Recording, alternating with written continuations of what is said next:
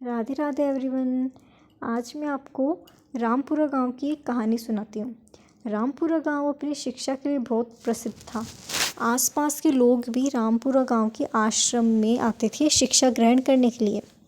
तो एक बार एक पड़ोसी गांव का बच्चा आता है। उसके मम्मी पापा उसको आश्रम में छोड़ के जाते हैं पढ़ाई लिखाई या स्किल्स सीखने के लिए। तो वो बच्चे पे बहुत मेहनत हो रही होती है, मतलब 6 महीने से उसको गुरुजन सिखाना चाह रहे, पढ़ाना चाह रहे, पर वो बच्चा कुछ सीख ही नहीं पाता। अब सारे गुरुजन भी परेशान कि ये सीख क्यों नहीं रहा। फिर एक दिन एक जो हेड गुरुजी होते हैं ना, सबसे बड़े गुरुजी, वो उस बच्चे को अपने पास बुलाते हैं। कहते हैं कि तुम्हें क्या पढ़ने में क्यों दिक्कत आती है, तुम पढ़ क्यों नहीं पाते। ऐसे में वो बच्चा कुछ जवाब नहीं दे पाता। वो कहता है गुरुजी मैं पढ़ता तो हूँ पर मुझसे होता नहीं।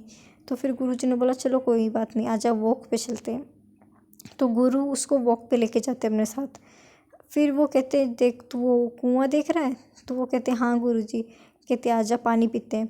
फिर वो उधर से देखता है कि वहाँ पे महिलाएं हैं, वो रस्सी से पानी, मतलब वो बाल्टी अंदर ढाल के पानी निकाल के दी। फिर उन्होंने पानी पिया। फिर वो उधर ही बैठ जाते हैं थोड़ी देर। फिर गुरु कहते हैं कि देख बेटा, तुझे वो कुआं दिख रहा है। तो वो कहता है हाँ गुरुजी। कुएं में वो रस्सी से बड़े कुएं पे वो निशान है, वो दिख रहे हैं। तो कहते हैं हाँ गुरुजी। तो कहते हैं तुझे एक दोहा सुनाता हूँ मैं। फिर कहते हैं सुनाइए गुरुजी। फिर गुरुजी उसे दोहा सुनाते हैं। करत करत अभ्यास के जड़मति होत, सुजान रसरी आवत जात ते शिल पे पड़त निशान। फिर कहते हैं बेटा कुछ समझे। तो बेटा कहता है कि नहीं गुरुजी, मतलब बच्चा बहुत नादान सा मासूम सा होता है ना। फिर गुरुजी कहते हैं कि बेटा इस दोहे का मतलब है कि बार बार अभ्यास करने से, बार बार प्रैक्टिस करने से ऐसी कोई भी चीज़ नहीं है जो आप नहीं कर सकते।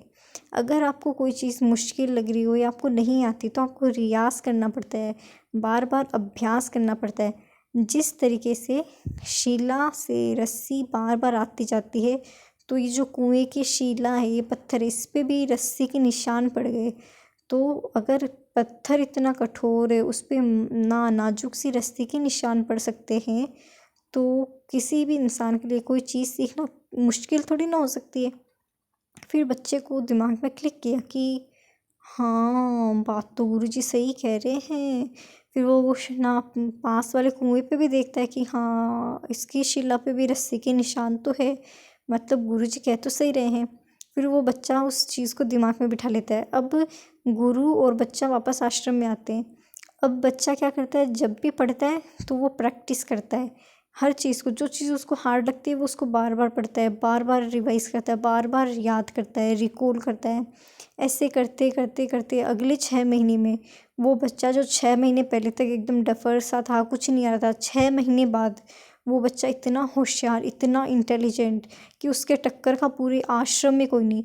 और उसके मम्मा पापा जब 1 साल पूरा हो गया तो उससे मिलने आए, तो उसके मम्मी पापा भी शौक हो गए कि हमारा बच्चा इतना इंटेलिजेंट कैसे।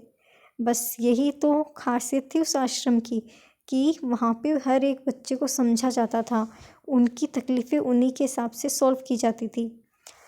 खैर हमारी स्टोरी का मोरल यही है कि अगर हमें कोई भी चीज़ मुश्किल लगे तो हमें क्या करना चाहिए, हमें हार नहीं माननी चाहिए, हमें बार बार प्रैक्टिस करनी चाहिए, टाइम लेना चाहिए और प्रैक्टिस पे प्रैक्टिस करते रहनी चाहिए। उस चीज़ को बार बार अभ्यास करेंगे तो हमारे दिमाग में बैठ जाएगी और कुछ भी मुश्किल नहीं है अगर हम सच में वो करना चाहें।